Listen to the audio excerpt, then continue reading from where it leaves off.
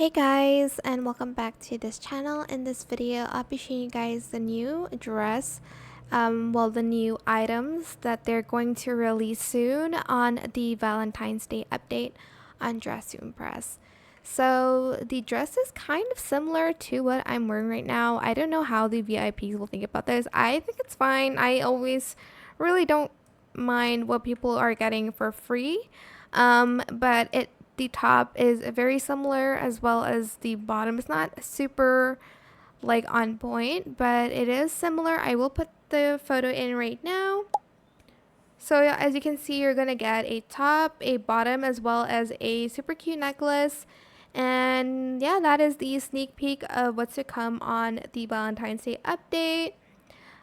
If you were curious about it, I hope this video was helpful for you guys. Don't forget to like, comment, share, and also subscribe to this channel if you haven't done that already.